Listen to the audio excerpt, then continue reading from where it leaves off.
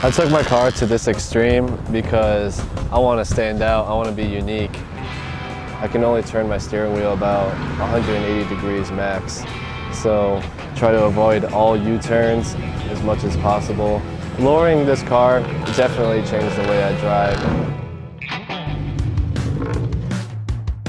This ride's look is inspired by the car scene in Japan.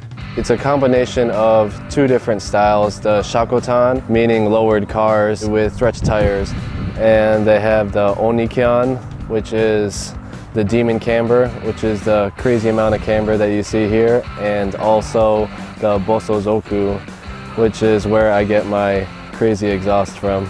Most of the lowered cars that you see here are bagged, so they have air suspension to allow them to get super low to the ground. Akila's ride is very different. His suspension is fixed, so he drives just 1 inch off the ground. What it's like to drive this car is pretty crazy. Obviously a really bumpy ride because the suspension has to be really stiff because of how close the wheels and tires are to the frame and the fenders of the car. This car's styling might not make for an easy ride, but Akila's commitment to getting the Subaru's look just right is what's driven the whole project. By following his dream, Akila hopes to now inspire other drivers to do the same. I've replaced the front and rear crash beams because they have a jacking point right at the bottom that allows me to jack up the car being this low to the ground. I'm running work VSXX wheels. In the front, they're 18 by 12, -50, and the rear is 18 by 13, -63. With the wheels running this amount of excessive camber. Camber is the word used to describe how much tyres tilt in or out of the vehicle, and these lean inwards at -50, which is a lot. It actually only runs on the sidewall. One side gets all wore down like this. You can actually flip the tires and utilize the other side.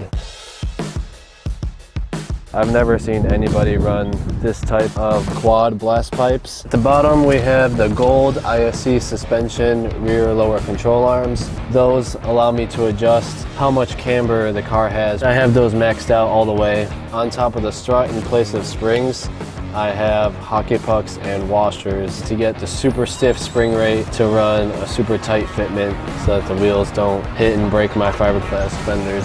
Here we have the out-of-system slant series camber plates. These allow me to get -6 to -8 degrees of camber. It pushes the top of the strut in, which helps tilt the bottom of the wheel out. With the way the car is right now, it's just made for car shows and weekend drives pretty much. I go out with my buddies on the weekends and we drive around, take pictures, and just cruise around. And when it's out on the street, this ride sure does divide opinions. Some think it's pretty stupid, some think it's awesome, some say that it's complete garbage. I get lots of different opinions about my car, but it doesn't matter because I love it. I built it the way that I love it. To the people that say I didn't like my car, honestly I don't care because it's not their car, it's mine. I don't care what they say. I get hate every day for my car and it just inspires me more. My plans for the car in the future is definitely new wheels, so I want to go crazier. I want to go wider wheels with more negative offset, and I definitely want to go lower.